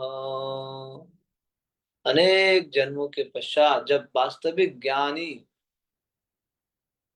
ज्ञानी को यह बोध होता है कि वासुदेव ही सब कुछ है, तब वह भगवान के शरण में आता है। ऐसा महात्मा अत्यंत दुर्लभ है। देखा, बहुत जन्म जन्मांतर के बाद एक ज्ञानी भक्ति करता है, समझता है कि वासुदेव ही सब कुछ है बोल के, फिर भक्ति में आता है। यह है भक्ति। लेकिन कम से कम ज्ञानी तो आता है, बाकी के कर्मी योगी ये लोग भक्ति में नहीं आ पाते। लेकिन ज्ञानी, उसके बाद थोड़ा ज्ञान है ना, वैराग्य है, डिटैचमेंट है, तो धीरे धीरे भक्ति में आ जाता है। तो ऐसे ज्ञानी बहुत जन्म जन्मांतर के बाद समझता है कि वासुदेव ही सब कुछ है बोल के। इसीलिए विधि विधानों के अंतर्गत भक्ति करते हुए साधक अंततः नारद और सनक सनातन जैसे महान भक्तों के पद चिन्ह पर चलते हुए ईश्वर के सहज में रागानुगा की अवस्था प्राप्त करता है। प्रभा ये बताना चाह रहे हैं कि कर्मी है, योगी है, ज्ञानी है, लेकिन कम से कम ज्ञानी तो बेटर है कि धीरे धीरे वो भक्ति तक पहुंचता है, बहुत जन्म जन्मांतर के बाद भक्ति में पहुंचता है। और अंत में फिर विधि विधानों के अंतर्गत भक्ति करते हुए वो क्या करता है? साधक नारद और सनक सनातन जैसे महान भक्तों के पद चिन्हों पर चलते हुए ईश्वर के सहज प्रेम रागानुगा की अवस्था प्राप्त करता है। अंततो गत्वा। नारद मुनि जो महाजन है, ये दोनों महाजन है। नारद मुनि भी महाजन है और सनक सनातन भी महाजन है। 12 महाजन है ना। तो 12 महाजन, ये दोनों महाजन है। तो ज्ञानी भी एक दिन ऐसे स्तर पे पहुंच जाता है धीरे धीरे धीरे धीरे धीरे धीरे कि ये महाजनों के पद पे चलने लगता है। और भगवान स्वयं ऐसे भक्तों को सर्वश्रेष्ठ मानते हैं जिन्होंने उनके प्रति विशुद्ध प्रेम, आ गया, विशुद्ध प्रेम विकसित कर लिया है। प्रेम की इस अवस्था में स्थित भक्त आध्यात्मिक जगत में अत्यंत उच्च पद पर स्थित रहता है। तो भगवान के फिर प्रिय बन जाते हैं। देखो, ज्ञानी से कई सारे ज्ञानी से जो धीरे धीरे बहुत जन्म बाद ये ज्ञानी जो है भगवान ही सब कुछ है बोल के समझता है। फिर धीरे धीरे शुद्ध भक्तों के पद चिन्हों में चलने लगता है। जब शुद्ध भक्तों के पद चिन्हों में चलेंगे तो फिर भगवान के प्रिय बन जाता है। अंतिम में जो है प्रेम तक पहुंच जाता है। यस, यह ज्ञानी कैसे उन्नत होता है। फिर प्रेम भक्ति अब आ गया जो हम देख रहे हैं धीरे धीरे, जो आप सुनना चाह रहे हैं, प्रेम भक्ति। साधारण भक्त जो कृष्ण प्रेम विकसित कर लिया है, यह साधारण भक्त जो कृष्ण प्रेम विकसित कर लिया है, भगवान के प्रति प्रेम जागृत किया है, उसको बोलते हैं साधारण भक्त। लेकिन वृंदावन के गोपियां कैसे, वो साधारण नहीं है। गोपियों को समस्त भक्तों में श्रेष्ठ माना जाता है। क्यों? कारण क्या है? गोपियां, भक्त तो कई सारे भक्त हैं, उनमें से सर्वश्रेष्ठ गोपियां है। क्यों? क्योंकि वो निस्वार्थ सेवा करते हैं। उनका एकमात्र लक्ष्य है श्री कृष्ण की प्रसन्नता। बाकी के भक्त तो है लेकिन उनकी भक्ति में कुछ न कुछ स्वार्थ रहता है। लेकिन गोपियां सर्वश्रेष्ठ इसीलिए है, वो कुछ भी नहीं सोचते, बस सिर्फ भगवान को प्रसन्न करना है। अगर भगवान प्रसन्न होंगे तो हम नरक में भी जाने के लिए तैयार। एक समय भगवान ने बोला, मेरे मेरा जो है सर में दर्द हो रहा है, भक्तों का चरण रज चाहिए। तो ब्रह्मा शिव आदि के गया तो वो मना कर दिए, नहीं नहीं, भगवान को हम हमारा चरण रज नहीं दे सकते। तो भगवान ने फिर नारद मुनि आ गए, भगवान सभी मना कर रहे हैं। नारद मुनि बोला गोपियों के पास जाओ, क्या बोलती है। जब गोपियों के पास गए तो गोपियां बोलते भगवान को चरण, चरण रज चाहिए, और चरण रज प्राप्त करने से ठीक हो जाएंगे, और जितना चाहिए ले जाओ। हम नरक में जाने के लिए तैयार है भगवान को चरण रज देके, लेकिन भगवान ठीक हो जाएंगे तो हम तैयार। ये है निस्वार्थ भाव। इसीलिए ये गोपियां सभी भक्तों में से, सेवक में से सर्वश्रेष्ठ माना जाता है। सर्वश्रेष्ठ, सर्वोच्च और सर्वश्रेष्ठ भक्त है तो ये गोपियां। हम्म, क्योंकि ये कैसे भक्ति करते हैं? विप्रलंब सेवा। ये विप्रलंब, ये समझ लीजिए, अभी बताएंगे विप्रलंब सेवा। विप्रलंब सेवा मतलब विरह में सेवा करना। जब कृष्ण वृंदावन छोड़कर मथुरा चले गए तो गोपियां उनके विरह में निरंतर अश्रु बहाती रही। यह विप्रलंब सेवा कृष्ण का साक्षात सेवा से भी अधिक श्रेष्ठ और तीव्र माना जाता है। हरि बोल। समझ गए? विप्रलंब सेवा दूर में रह के, मान लीजिए आपके घर के कोई सदस्य है, आप उनसे बहुत प्रेम करते हो, माता हो, पिता हो, भाई हो, बंधु हो, पति हो, पत्नी हो, बेटा बेटी हो। तो मान लीजिए कहीं जो है विदेश चला गया कुछ काम करने के लिए या पढ़ाई करने के लिए, तो 6 महीना बीत गया, 1 साल बीत गया, तो आप दिन रात याद करेंगे ना, कब आएंगे कब आएंगे। घर में होते तो फाइटिंग करते रहेंगे घर में है तो फाइटिंग, दिन रात फाइटिंग। लेकिन दूर चले जाए तो दिन रात याद करेंगे। तो घर में रहना ठीक हुआ या दूर में रहना ठीक हुआ? आप सोच लीजिए। तो वही है। एक बार गोपियों ने भगवान को बोला, प्रभु हमने हमने जो है कौन से गुनाह किया है कि आप इतने दूर चले गए, द्वारिका चले गए। हम तो आपके लिए प्राण देने के लिए तैयार थे, आधी रात्रि में भी उठ के आते थे, सब कुछ करने के लिए तैयार थे। आपने ये पनिशमेंट क्यों दिया? हम दिन रात अभी आपके प्रतीक्षा में हैं, रास्ता में जाके प्रतीक्षा करते हैं। तो भगवान बोले ये पनिशमेंट नहीं, ये तो आपको आपके प्रेम को बढ़ाने के लिए, प्रेम को और गाढ़ा करने के लिए, गाढ़ा थिक। क्योंकि पास में रहने से थोड़ा चीपली लेते हैं, दूर में रहने से फिर थिक हो जाते हैं। तो इसलिए हम गौड़ीय वैष्णव का सिद्धांत है विप्रलंब भाव। विप्रलंब भाव, पर किया भावे जहा प्रजते प्रचार। एक है स्वकीय रस, दूसरा है परकीय रस। परकीय रस मतलब दूर में रह के सेवा साधना करना, याद करना। तो हमारे भक्त भी वृंदावन में नहीं रहते, दूर में रहते, लेकिन वृंदावन को दिन रात याद करते हैं। है ना? प्रभुपाद जी का भी यही था। प्रभुपाद बोले मैं वृंदावन से बाहर हूँ लेकिन वृंदावन को याद करता हूँ। तो इसीलिए गोपियां जो है निस्वार्थ भाव से सेवा करते हैं, इसलिए उनका प्रेम सर्वोत्तम है। और विप्रलंब, विप्रलंब सेवा करते हैं, विप्रलंब दूर में विरह में सेवा करते हैं। उन गोपियों में से भी सर्वश्रेष्ठ है श्रीमती राधा रानी। समस्त गोपियां में श्रीमती राधा रानी का स्थान सर्वोच्च है। उनकी भक्ति और प्रेम की तुलना किसी अन्य से नहीं की जा सकती ही। दी टॉप मोस्ट सर्वेंट, गोपियों में से भी और टॉप मोस्ट है श्रीमती राधा रानी, किसी से तुलना कर ही नहीं सकते। बस उनका दिन रात हर क्षण हर पल हर एक सेकंड भगवान के लिए होता है, कैसे मैं भगवान को प्रसन्न करूं। कैसे मैं कृष्ण को प्रसन्न करूं। बस अपने आप को हर चीज सेक्रीफाइस करने के लिए मैं तैयार हूं, लेकिन कृष्ण प्रसन्न होना चाहिए। इसलिए श्रीमती राधा रानी सर्वोत्तम है, सर्वश्रेष्ठ है प्रेम भक्ति में। इसलिए श्री चैतन्य महाप्रभु क्या करते हैं, श्रीमती राधा रानी के प्रेम की गंभीरता इतनी आघात, हम्म, इतनी आघात है कि स्वयं श्री कृष्ण भी उसे पूरी तरह नहीं समझ पाते। अतः राधा रानी के उनकी दिव्य भाव को, हम्म, उनके दिव्य भाव और उनके प्रेम के आस्वादन को समझने के लिए श्री कृष्ण ने स्वयं श्री चैतन्य महाप्रभु का रूप धारण किया। देखा, मतलब राधा रानी भगवान की सेवा में इतना तल्लीन होती है और सेवा करके इतने आनंद में रहती है।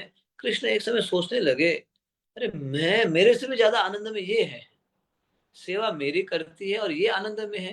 व्हाट इज गोइंग ऑन, है ना। मैं समझ नहीं पा रहा हूँ। भगवान ने सोचा, तो भगवान ने सोचा कि मैं तो सेवा स्वीकार करने वाला हूँ, मैं तो और आनंद में होना चाहिए था, लेकिन मेरे से ज्यादा ये आनंद में सेवा करके, इसका तो मुझे इनका भाव लेना होगा, श्रीमती राधा रानी का भाव। तब मुझे पता चला कि क्यों इतना आनंद में है। इसलिए कृष्ण ने क्या किया, श्री राधार भावे वे गौरवतार, हरे कृष्ण नाम गौर करिला प्रचार, हरे कृष्ण नाम गौर करिला प्रचार। ये बताए, श्री राधार भावे एवे गौर अवतार। देखा, कृष्ण जो है राधा रानी के भाव और कांति को लेके आए, इस सेवा में इतना आनंद में क्यों रहती है, मैं जानना चाहता हूँ। चैतन्य महाप्रभु बन के आ गए। यस, ये प्रेम भक्ति समझ गए ना। प्रेम भक्ति, एक साधारण भक्त तो कृष्ण प्रेम तक पहुंचता है, लेकिन वृंदावन की गोपियां निस्वार्थ भाव से सेवा करती है, विप्रलंब भाव, विरह भाव में सेवा करती है। उनमें से भी सर्वश्रेष्ठ श्रीमती राधा रानी इतनी सेवा करते, इतने आनंद में रहती है। चैतन्य भगवान श्री कृष्ण स्वयं राधा रानी के भाव को समझने के लिए चैतन्य महाप्रभु बन के आ गए, Gaurang Mahaprabhu. Yes, maybe last slide दिखाइए, श्री राधा को। यस, ये लास्ट स्लाइड है बस। हाँ, जो बहुत विशेष है, जो आप जानना चाह रहे थे बहुत देर से, ये है। प्रभुपाद अंतिम में वर्णन करते हैं श्री राधा कुंड के बारे में। श्री राधा कुंड भक्ति की सर्वोच्च स्थान। देखो, इस श्लोक कोट किया गया है लघु भागवतामृत से। यथा राधा प्रिय विष्णु तस्य कुंडम प्रियम तथा सर्वगोपीषु सेवका विष्णोरत्यंत वल्लभा। तो क्या लिखा है यहाँ पे, यहाँ लिखा है कि जिस प्रकार, इसका अनुवाद पढ़ रहा हूं, जिस प्रकार श्रीमती राधा रानी भगवान श्री कृष्ण विष्णु को प्रिय है, यथा प्रिया विष्णु तथा कुंडम, जिस प्रकार श्रीमती राधा रानी भगवान कृष्ण या विष्णु को प्रिय है, उसी प्रकार उनके स्नान का स्थान राधा कुंड भी उन्हें उतना ही प्रिय है। समस्त गोपियों में वही अकेले श्री भगवान की परम प्रिया के रूप में है। देखा, तो प्रभा यहाँ लिख रहे हैं कि समस्त गोपियों में केवल श्रीमती राधा रानी ही भगवान की सर्वाधिक प्रिय है। और भी गोपियां प्रिय है, लेकिन राधा रानी सर्वाधिक सबसे अधिक प्रिय है, तो श्रीमती राधा रानी है सबसे प्रिय है। जिस प्रकार से राधा रानी प्रिय है, उसी प्रकार उनका कुंड श्री राधा कुंड भी भगवान को उतना ही प्रिय है। स्वरूप गोस्वामी का निष्कर्ष यह है कि साधक को अपना संपूर्ण जीवन राधा कुंड के तट पर रहकर भजन और भक्ति की दिव्य क्रियाओं को निष्पादित करने में लगाना चाहिए। हरि बोल। प्रभुपाद ऐसे लिख रहे तात्पर्य में कि जिस प्रकार से राधा रानी भगवान को सबसे प्रिय है, उसी तरह उनका कुंड भी उतना ही प्रिय है भगवान को। इसीलिए एक भक्त को जो राधा कुंड में रह के क्या करना चाहिए, भक्ति करनी चाहिए, यहाँ लिखा है ना। इसलिए रूप गोस्वामी का निष्कर्ष यह है कि एक साधक को अपना संपूर्ण जीवन राधा कुंड के तट पर रहकर भजन और भक्ति की दिव्य क्रियाओं को निष्पादित करने में लगाना चाहिए। हरे कृष्णा कृष्ण कृष्ण हरे हरे, हरे राम राम राम हरे हरे। हमने ये ना 10th श्लोक भी कवर कर लिया है, लेकिन 11 आज नहीं करेंगे, कल करेंगे। कल एक क्लास है ना, लास्ट क्लास बताया था ना, थोड़ा 11 वाला भी आधा घंटा में कर लेंगे, उसके बाद थोड़ा रिवीजन कर लेंगे, क्वेश्चन आंसर है तो ले लेंगे। ठीक है, कल एक क्लास और आपको ज्वाइन करना होगा, तो उसके बाद तो आपका एग्जाम वगैरह रहेगा। ठीक है, किसी का प्रश्न है अभी तक? काफी थोड़ा सा प्रॉपर फिलोसॉफिकल मेंशन के, बहुत ही सिद्धांत है ना, सिद्धांतिक रूप से मेंशन किया है। सीधा राधा कुंड के बारे में नहीं बोला है, उसे लास्ट में दे दिया राधा कुंड के बारे में, है ना, लास्ट में जाके दिया है। जिस प्रकार से श्रीमती राधा रानी अति प्रिय है, भगवान को सबसे प्रिय है, उसी प्रकार राधा कुंड भी उसी प्रकार प्रिय है उनके बताते हैं, इसलिए ये लास्ट बताए। ठीक है, तो आप लोग पढ़ लो, आज कल में एक बार फिर पढ़ लो, फिर कल फिर कोई प्रश्न आ दिया तो पूछ सकते हैं। यस, गौर कांति माता जी। ओके, दो प्रश्न। हरे कृष्ण प्रभु जी, सादर दंडवत प्रणाम। प्रभु जी, आप बता रहे थे कि राधा कुंड में नहाना चाहिए कि नहीं नहाना चाहिए, फिर क्या हाँ, तो बताया मैं गया बताया था आपको? ना, इसमें चर्चा करेंगे, कल चर्चा करेंगे, है ना, ये कल चर्चा करेंगे ना। ये एक भक्त ने पूछा था ना, है ना, तो इसको हम बताया था ना, कल चर्चा करेंगे, क्योंकि अभी मैं नहीं बताऊंगा, पहले ये तीनों श्लोक आप समझ लो, तीनों श्लोक समझ लो, फिर हम चर्चा करेंगे। ठीक है, क्योंकि तीनों श्लोक राधा कुंड ठीक से है। कनेक्टेड हैं, तो कल जरूर उसको हम लोग अच्छे से चर्चा, उस टॉपिक को लेंगे, 10-15 मिनट आराम से चर्चा करेंगे, नहाना चाहिए नहीं नहाना चाहिए, कौन से आचार्य नहाए, कौन से नहीं नहाए, क्यों नहीं नहाए, कि पहले क्यों नहाए या क्यों नहीं नहाए, ये भी है ना। तो ये सब हम लोग कल इसके लिए अलग से 10-15 मिनट समय देकर चर्चा करेंगे। ठीक है, हाँ हाँ, ठीक है प्रभु जी, हरे ठीक है, ठीक है, ठीक है, ठीक है, फिर कल मिलते हैं। ठीक है, सेम टाइम है, आपका टाइम 7 बजे है, कल फिर मिलते हैं। हरे कृष्णा। जगत गुरु शिल प्रभुपाद की, समवेत गौर भक्त वृंद की, श्री श्री राधा कुंड की जय, श्री उपदेशामृत की जय, निताय कोट प्रेमानंदे। हरि हरि बोल। हरे कृष्णा भक्तों। ओके, तो कल भी है एक क्लास, 7 बजे शुरू होगा। ठीक है, देखो।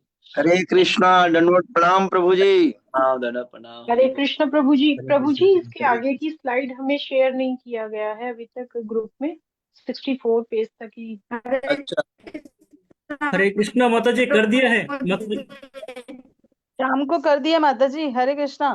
कर दिया माता जी, जैसे कंप्लीट किया वैसे कर। प्रभु को शेयर कर दिया। हाँ ठीक है, तो उनको पता नहीं होगा इसीलिए।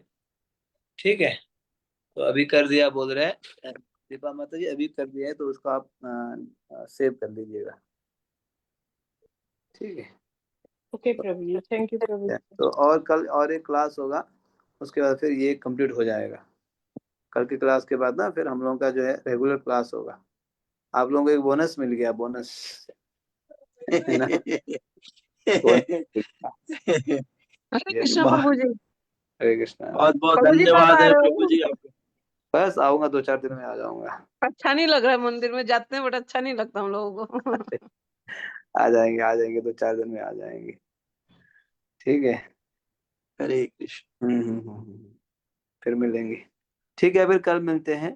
हरे कृष्णा। जगत गुरु शिल ठीक है, हरे कृष्णा। वेद गौर भक्त वृंद की जय। हरि श्री राधा कुंड प्रभु जी की जय। जय। जय। वांछा कल उसके पास सिंधु से पतितान पावने वैष्णव नमः।